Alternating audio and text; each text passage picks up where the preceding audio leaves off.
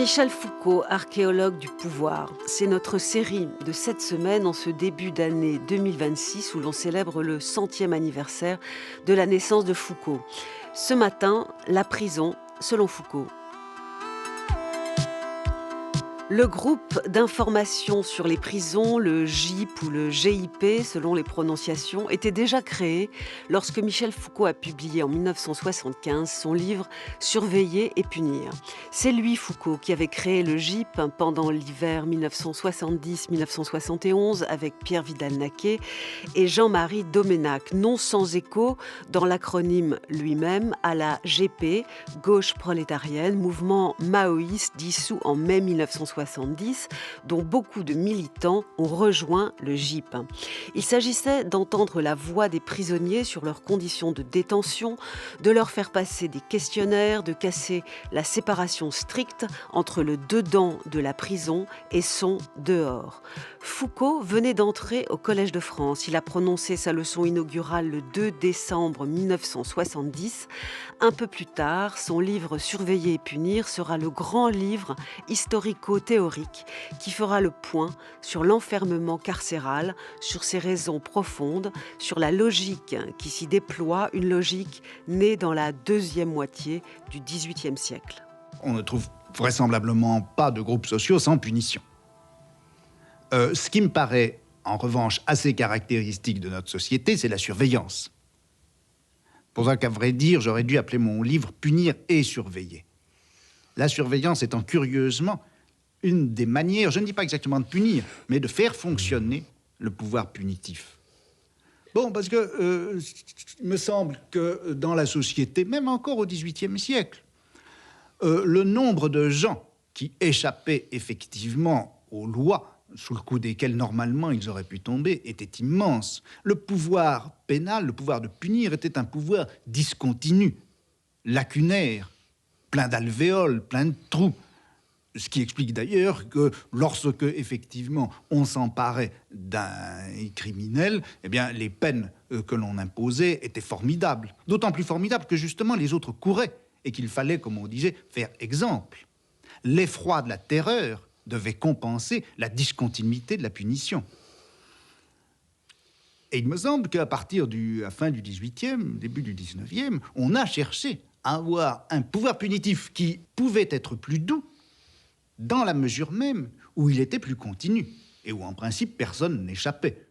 Michel Foucault s'exprimait là au micro de Jacques Chancel dans Radioscopie sur France Inter, c'était le 10 mars 1975.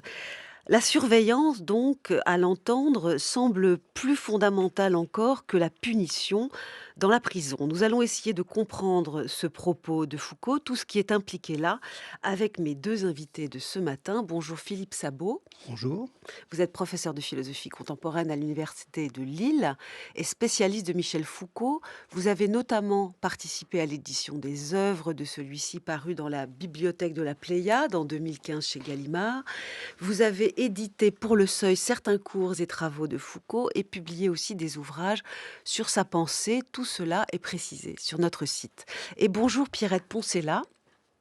Vous êtes professeur émérite de droit pénal à l'université Nanterre. Vous avez été avocate au barreau de Paris. Vous êtes beaucoup occupée des prisonniers pour essayer d'aménager leur peine ou de la rendre leur exécution moins sévère. Vous êtes une référence majeure aujourd'hui pour analyser ce qui, de la réflexion de Foucault, reste pertinent actuellement, éclairant encore le système pénal français.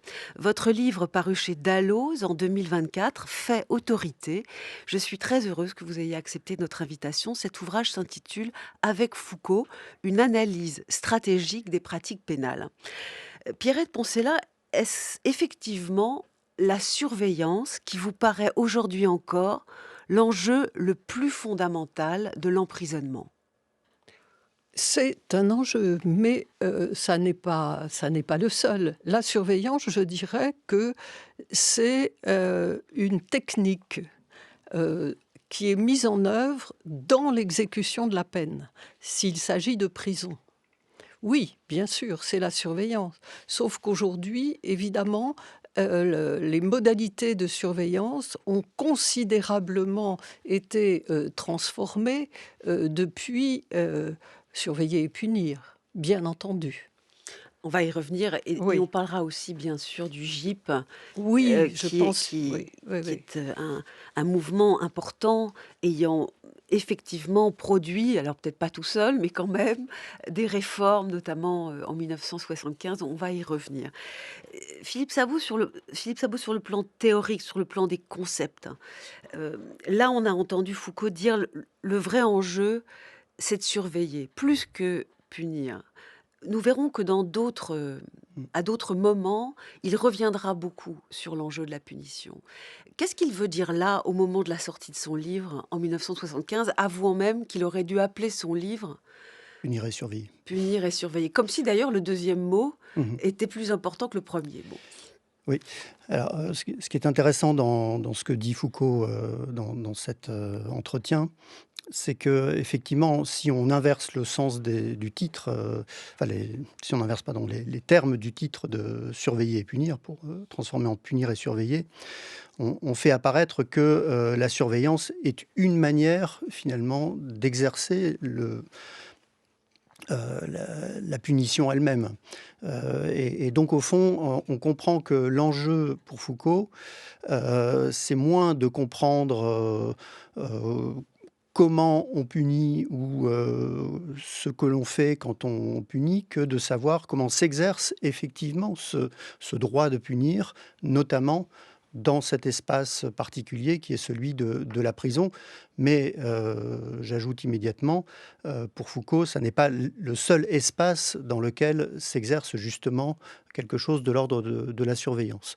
Donc, le couplage punir-surveiller, est, particulièrement effectif et efficace dans la prison. Bon, efficacité, c'est un terme sur lequel, il faudrait peut-être revenir, mais c'est aussi, une manière de dire que, la surveillance importe au-delà même des murs de la prison et comme le disait, Pierrette Poncela, c'est évidemment ce qu'on peut constater aussi aujourd'hui, dans ce qu'on appelle, sans trop se tromper, des sociétés de surveillance.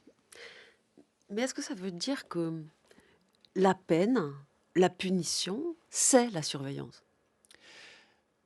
Alors ça veut dire que, la surveillance, encore une fois, est une manière d'exercer, à l'intérieur de ce cadre, particulier qui est celui de la prison, manière d'assurer plutôt l'effectivité de la peine. Et donc au fond, le questionnement de Foucault porte sur, heu, la manière, très concrète dont s'exerce cette surveillance dans l'espace carcéral et comment l'exercice même de cette surveillance, individualisée sur les corps des prisonniers, produit quelque chose qui est de l'ordre de l'exécution de la peine, si on veut reprendre cette expression. Mais au fond, le système pénal, devient important pour Foucault, à partir du moment où, il se transforme, et où il entre dans une nouvelle époque, qui, combine, finalement cette dimension de la surveillance et on va voir apparaître le mot, tout à l'heure j'imagine, celui de la discipline et l'enfermement. La prison, c'est au fond, la combinaison de, la discipline et de la surveillance pour exercer justement cette, contrainte disciplinaire sur les individus. Je vous pose la même question, Pierrette Poncela, chez Foucault et aujourd'hui dans les prisons. Est-ce que d'une certaine façon, le cœur de la punition n'est pas la surveillance elle-même? Il n'y a pas que la surveillance. La surveillance, c'est une des fonctions, alors là, je vous parle en tant que juriste, hein, c'est une des fonctions qui sont exercées en détention. Mais il y a un autre aspect, que Foucault aussi, note, bien entendu. Il y a d'autres fonctions en prison, c'est-à-dire essayer de réinsérer, la personne emprisonnée. Et ça, Mais c'est je une voudrais punition de aussi vouloir réinsérer? insister. Comment? C'est une punition, le désir de réinsérer quelqu'un?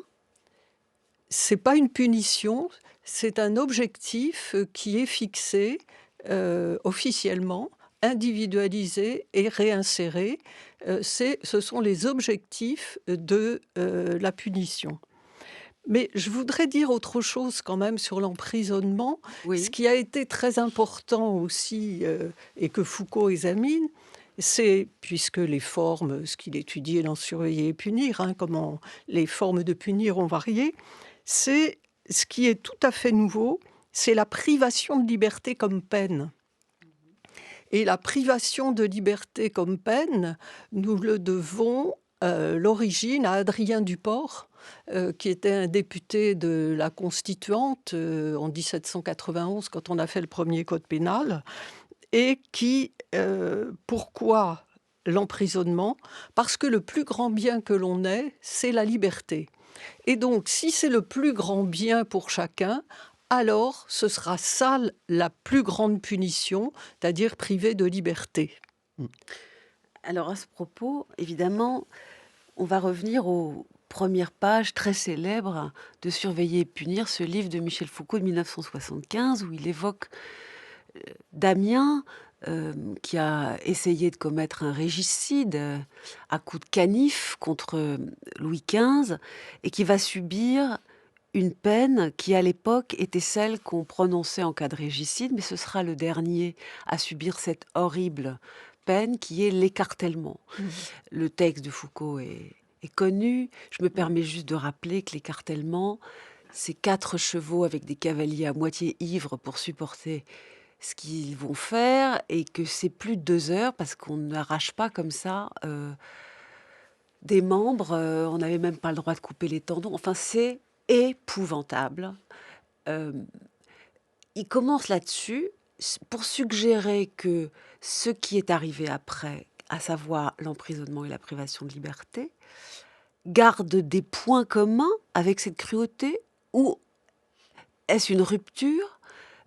Est-ce, comment dirais-je, euh, une souffrance pour le prisonnier profondément différente, mais dans laquelle il y aurait tout de même une domination qui obligerait à se rappeler qu'il faut faire souffrir. Oui, bon, enfin, la prison est une prise sur le corps aussi, hein. C'est une prise sur le corps, c'est toujours le corps qui est concerné, au départ du moins, hein. C'est on le prive de liberté. Oui, non, mais faire souffrir n'est certainement pas ce qui est dit à l'époque, du tout. Lorsqu'on instaure la peine de prison, au contraire, et Foucault le voit très bien, c'est une rupture avec ce que l'on connaissait auparavant. Puisque aussi, au moment où on instaurait la peine privative de liberté, ce qui était très important, une formule qui revient souvent, c'est punir et rendre meilleur. Oui, corriger. Oui, Oui. rendre meilleur, c'est le terme employé à l'époque par les constituants.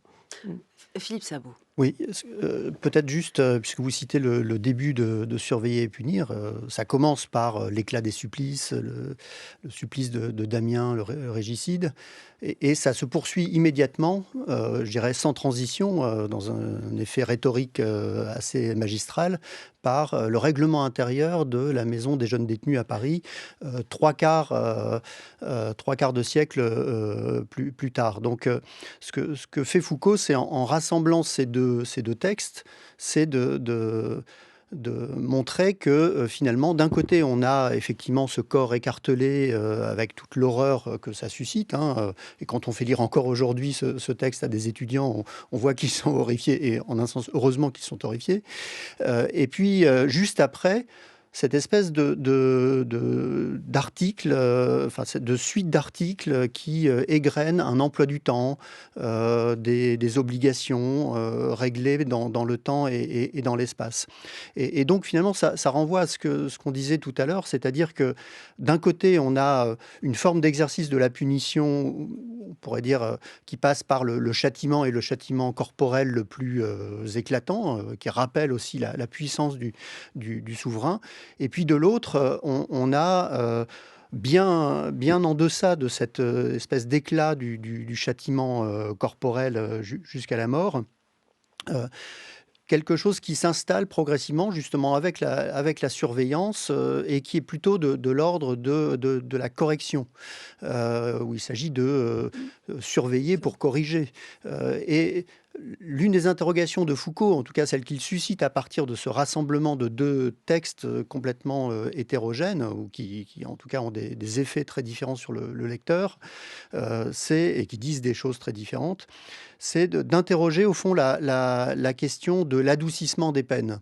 C'est-à-dire que le problème que pose Foucault, c'est est-ce que finalement, en pratiquant des modes de surveillance et de correction tels que l'indique ce règlement, on a adouci les peines, ou est-ce qu'on n'a pas simplement transformé la nature de la pénalité et des formes de son exercice?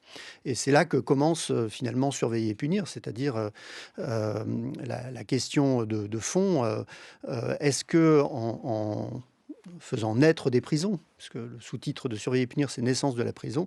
Est-ce que la naissance de la prison correspond à cet adoucissement des peines, ou est-ce que ça n'est pas simplement une transformation de la modalité d'exercice de la pénalité, et cet exercice n'est pas meilleur ou pire que celui d'avant, il est simplement différent. Et donc il faut commencer à interroger cette différence. Je vous propose qu'on aille sur la question de quasiment de la géographie de la prison. Quelles sont les modalités de la surveillance telles qu'on a pu les penser dans leurs formes extrêmes? On reviendra après à des considérations un peu plus générales sur la notion d'illégalisme chez Foucault. Alors, Foucault s'est en effet beaucoup intéressé à une réflexion architecturale qui a été proposée à la fin du XVIIIe siècle par un philosophe de l'école utilitariste anglaise, Jérémie Bentham, qui avait mis au point avec son frère un panopticon, mot latin repris comme tel en anglais. En français, on dit le panoptique. Il s'agit d'une structure permettant une surveillance inédite des détenus. Cela a été très peu appliqué. Il y a eu des projets divers, notamment un projet de pénitencier à Pittsburgh, aux États-Unis, qui a fini par être abandonné en cours de construction. Il faut croire que ce n'était pas si commode que cela. Écoutons Bentham, puis écoutons Michel Foucault à propos du panoptique de Bentham.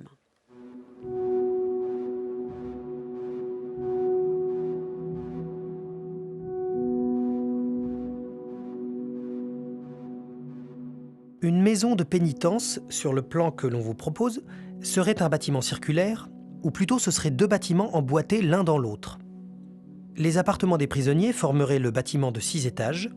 On peut se le représenter comme des cellules ouvertes du côté intérieur, parce qu'un grillage de fer, peu massif, les expose en entier à la vue. Une tour occupe le centre, c'est l'habitation des inspecteurs. Mais la tour n'est divisée qu'en 3 étages, parce qu'ils sont disposés de manière que chacun domine en plein 2 étages de cellules.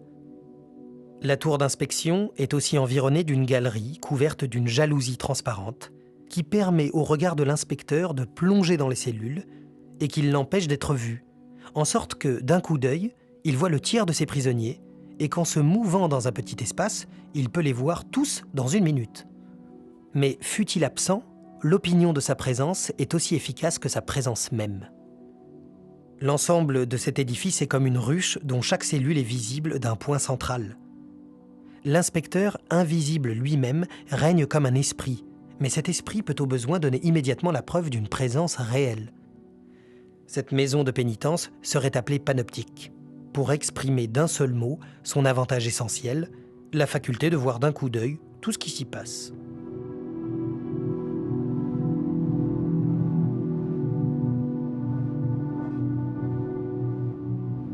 De là l'effet majeur du panoptique.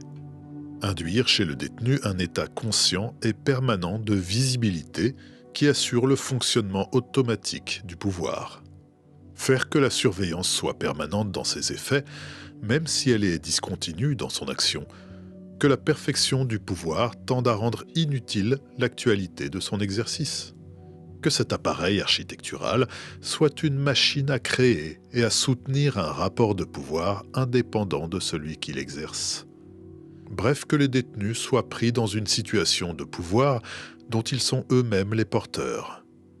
Pour cela, C'est à la fois trop et trop peu que le prisonnier soit sans cesse observé par un surveillant. Trop peu, car l'essentiel, c'est qu'il se sache surveiller.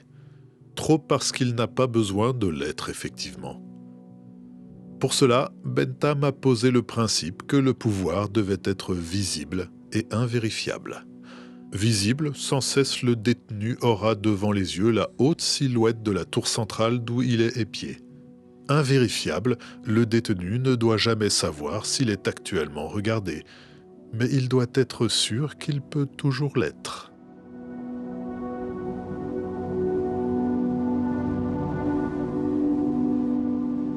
France Culture, avec philosophie.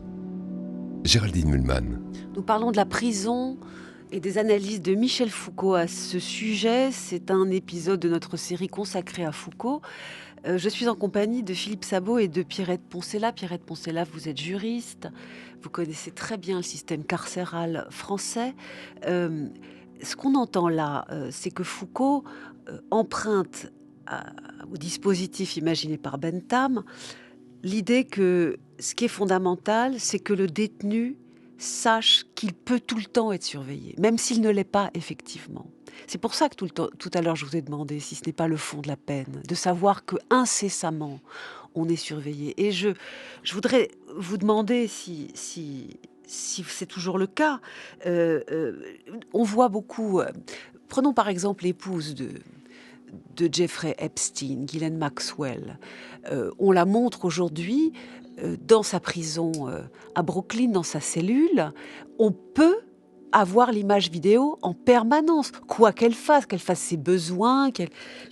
Si vous voulez, est-ce que ce n'est pas ça presque le plus humiliant, en tout cas ce qui fait le plus souffrir, c'est qu'il n'y a aucun moment où on soit vraiment à l'abri du regard de surveillance?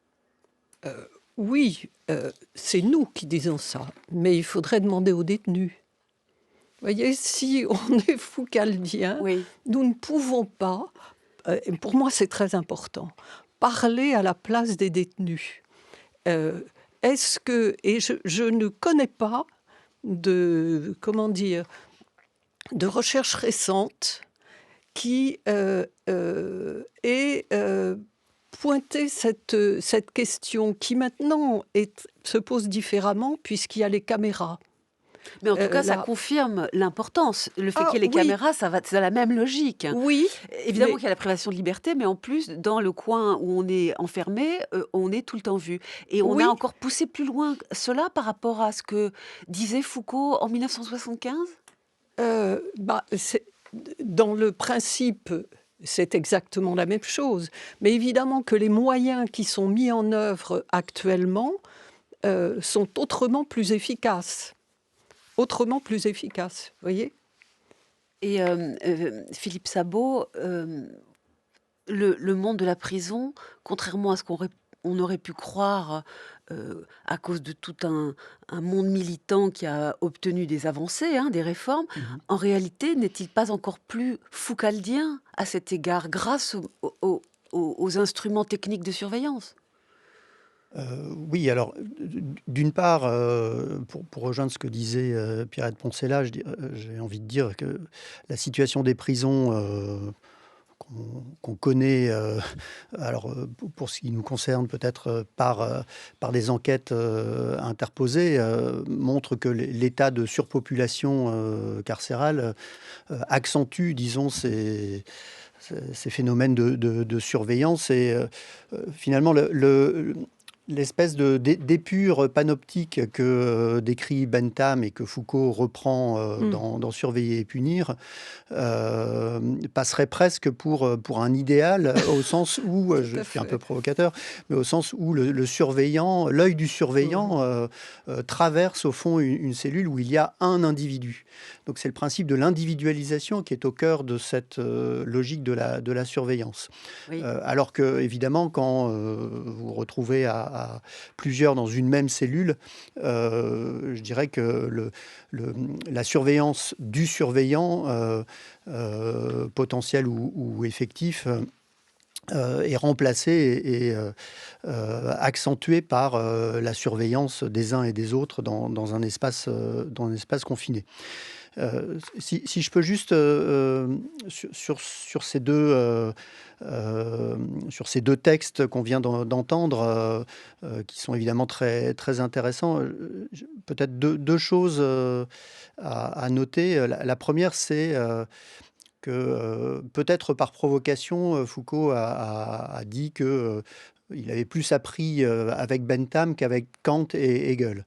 Bon, ce qui était une manière de dire que il y a quelque chose là qui a retenu vraiment son attention dans cette architecture de surveillance qui était pour lui l'expression architecturale, justement spatiale, de la manière dont s'exerce le pouvoir.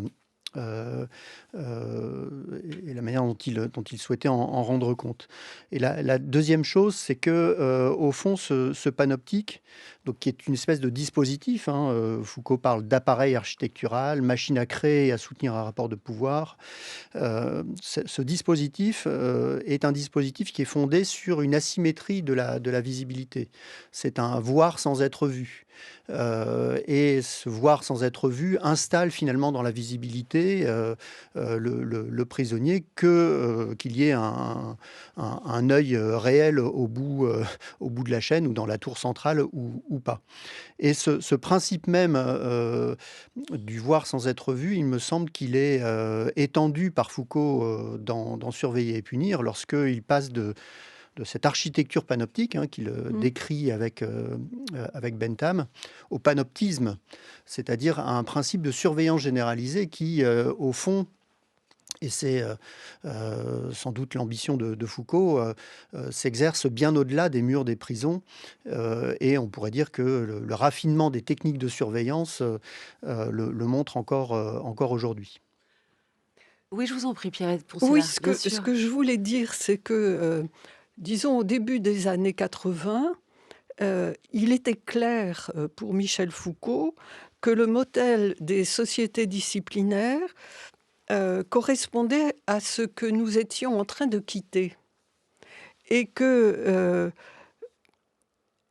comme nous avions quitté les sociétés de souveraineté qui avaient précédé les sociétés disciplinaires.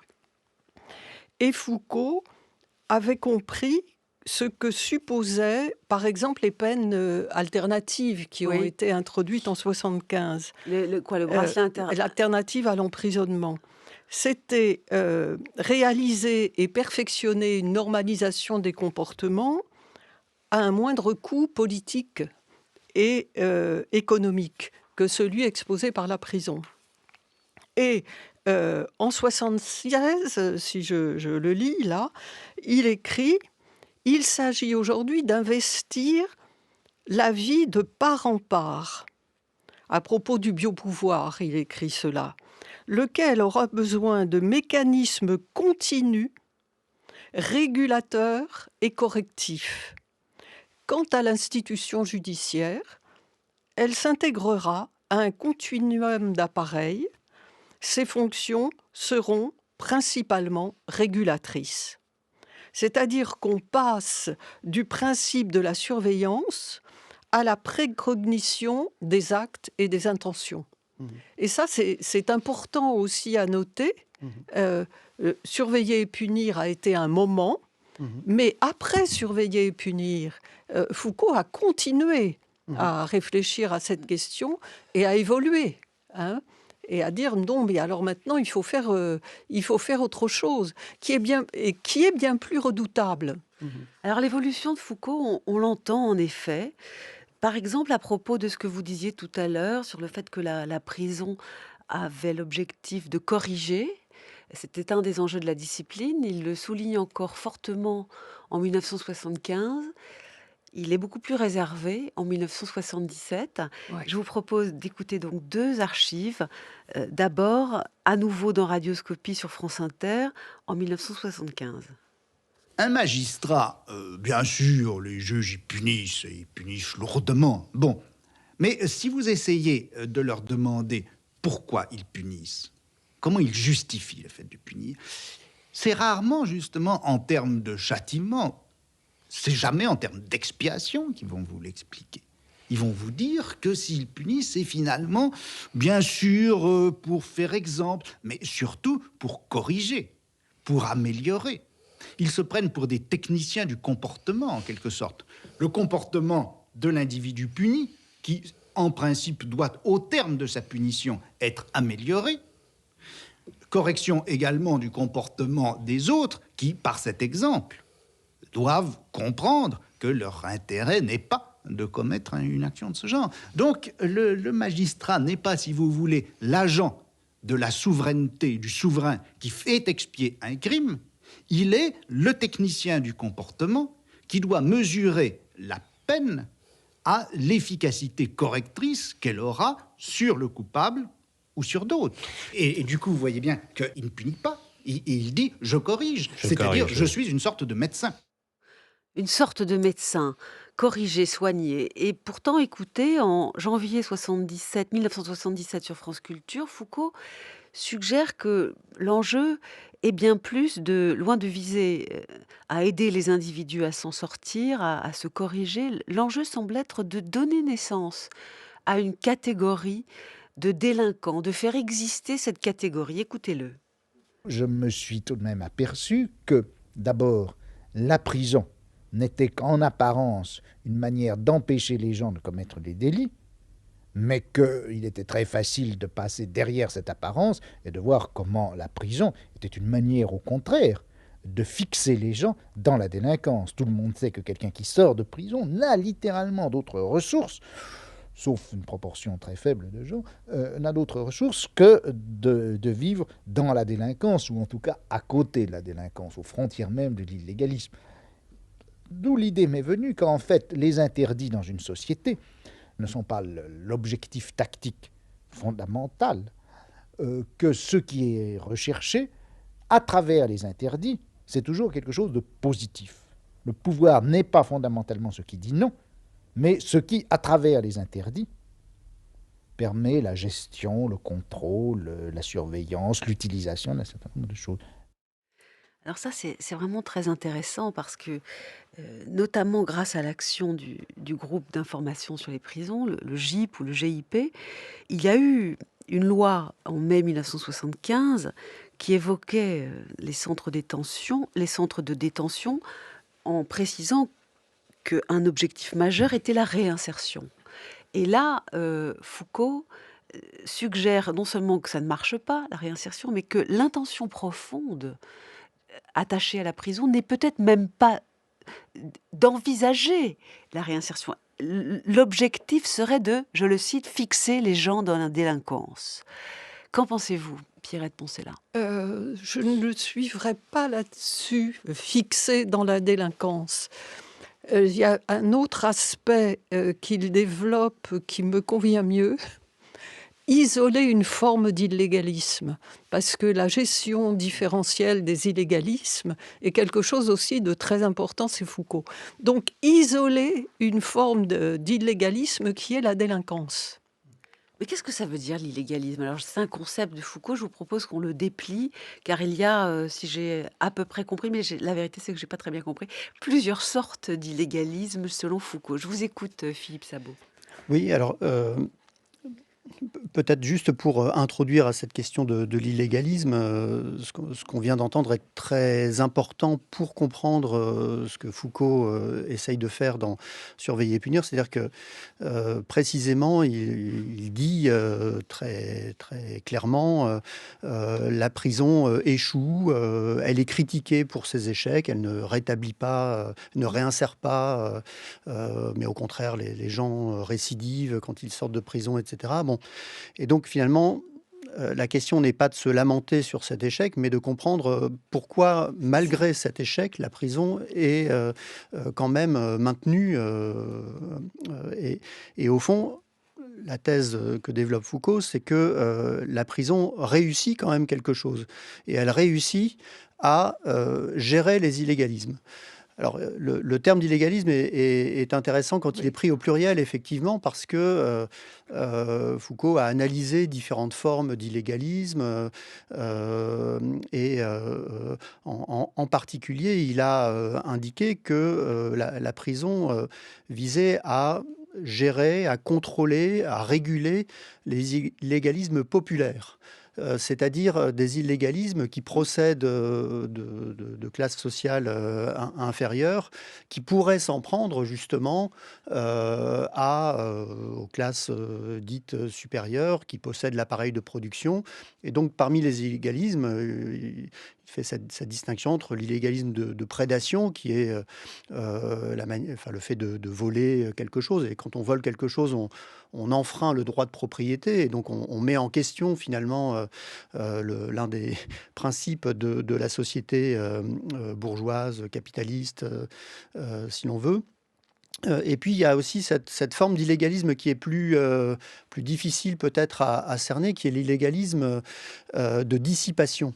L'illégalisme de dissipation, c'est la façon dont certains comportements chez des individus qui devraient être voués tout entiers à l'appareil de production et à la reproduction de leur force de travail se dissipent en se comportant de manière à affaiblir leur force de travail, l'alcoolisme, la débauche, qui sont des formes finalement de comportement alors qui ne sont pas illégaux parce que au regard de la loi, c'est pas nécessairement quelque chose qui est à punir, mais qui est problématique pour maintenir l'appareil de production et continuer que cet appareil continue à bénéficier de ce qu'il appelle des corps dociles et utiles. Et donc, au fond, la catégorie d'illégalisme, elle est vraiment au cœur de surveiller et punir parce qu'elle permet de mettre en valeur la fonction réelle de la prison. Derrière les discours, finalement, la prison est là pour punir, pour faire expier sa faute à quelqu'un qui aurait commis un crime. La prison est d'abord là, parce que sur la première fonction, elle échoue, elle est d'abord là pour organiser, contrôler ces formes d'illégalisme en essayant de les gérer au mieux, non seulement dans la prison, quand les délinquants y sont envoyés, mais aussi en dehors de la prison, puisque la délinquance, dit Foucault, est un milieu qui a des antennes, si je puis dire, au-delà de la prison. Et donc, il insiste par exemple sur le fait que les délinquants sont recrutés comme des informateurs par la police, qu'ils sont aussi des briseurs de grève, et que donc ils permettent en dehors de la prison de maintenir l'ordre social, et d'où l'importance de cette gestion des illégalismes dont la prison est un rouage finalement tout à fait décisif. Ouais, alors je vais vous dire maintenant ce que je comprends pas très bien. Pardon. Évidemment, le vol, c'est ça la prédation, un vol matériel. Certaines formes peuvent conduire à la prison, mais s'il y a simplement soit vol, soit endommagement de choses matérielles, il arrive que ce ne soit pas la prison qui soit la sanction. La dissipation, mettre du désordre, oui, perturber la machine de production. Pareil, c'est pas forcément ça qui mène à la prison. J'ai l'impression qu'il manque le gros morceau, c'est faire du mal à autrui. Blesser, tuer, ça je dirais que c'est en deçà ou au-delà du fonctionnement de l'appareil de production. Et c'est ça qui conduit le plus dans nos peines actuelles vers la prison, parce que sinon on a d'autres peines. Il y a quelque chose là, j'ai l'impression que le plus gros morceau est mis de côté dans ces deux catégories d'illégalisme. Oui, Pierrette, pensez là. Non. Qui va en prison? Bien sûr qu'il y a les crimes, sans aucun doute. Mais il y a aussi, comment dire... Il y a aussi des voleurs. Je ne dis pas qu'il n'y en a pas. Il y a aussi des voleurs en prison. Il y a aussi ça dépend. Des dissipés, pour reprendre la catégorie. Mais vous voyez ce que je veux dire? Il y a quand même une gravité dans la peine de prison qui oblige à évoquer ce qui ne m'apparaît pas central dans le concept d'illégalisme de Foucault, c'est-à-dire le crime de sang, la blessure, autrui, quoi. Oui, Pas la mais machine de oui, mais production, ce mais que Enfin, le flux de autrui. ce délinquance. que j'étais en train de vous Ah dire, pardon, c'est que excusez-moi. le gros de la population pénitentiaire, c'est pas ça. C'est des personnes qui sont issues de classes économiques défavorisées et qui se retrouvent dans des parcours de délinquance. C'est-à-dire, on commence par les fameuses peines alternatives, et puis après, comme disent les magistrats, mais non, on est bien obligé d'augmenter la peine, et on a des parcours de délinquance comme Oui. ça. Et ça, c'est pas mal le gros des peines de prison, même si depuis quelques années, il y a toutes les infractions dites sexuelles qui sont plus importantes en détention, hein. Mais ça, c'est dû aux évolutions. Donc vous pensez, Pierrette Poncela, que les 2 catégories d'illégalisme, Oui, distinguées par Foucault oui, sont, effectivement le terreau, comme avec un continuum, oui. heu, qui mène aux crimes les plus atroces?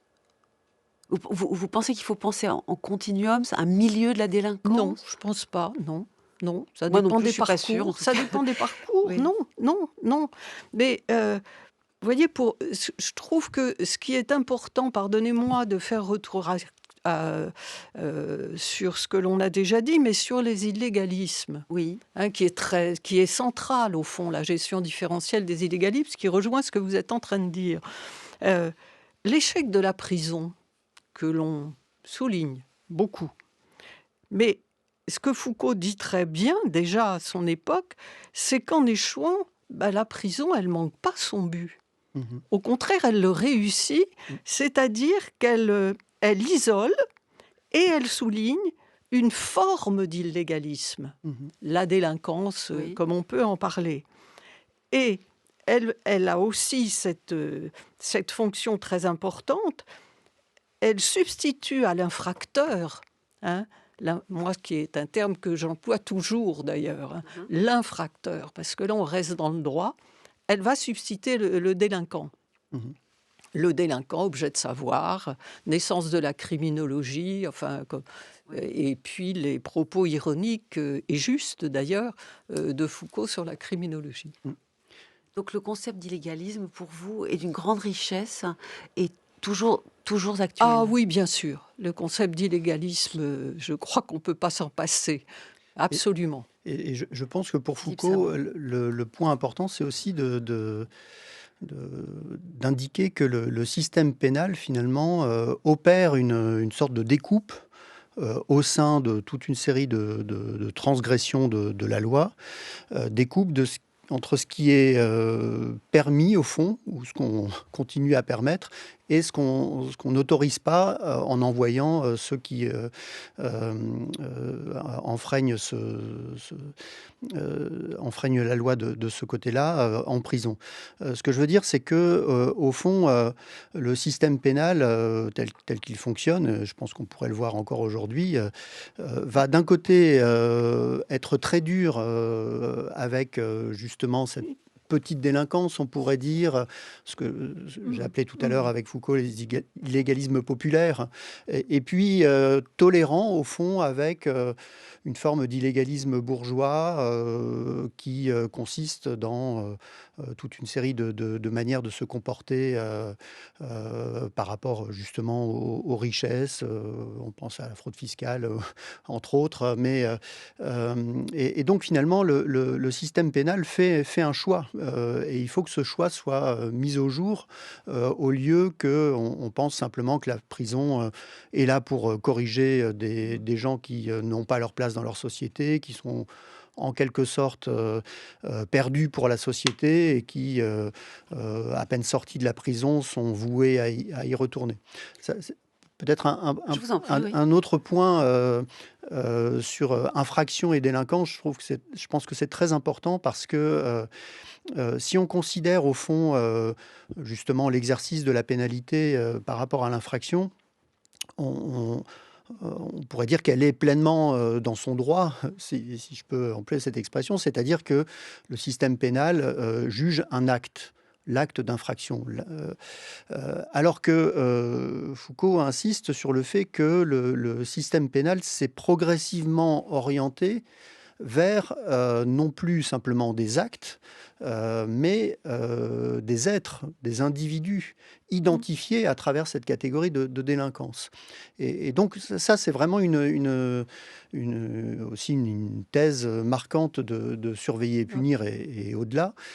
C'est-à-dire qu'on passe d'une forme de jugement qui porte sur des actes à une forme de jugement qui porte sur un individu qui va être examiné sous toutes les coutures, qui va être jugé plus ou moins dangereux et dont on va mettre en question, au nom de cette dangerosité, sa possibilité à se réinsérer, voire à sortir de prison. Je pense aux peines de sûreté, etc., rétention de sûreté.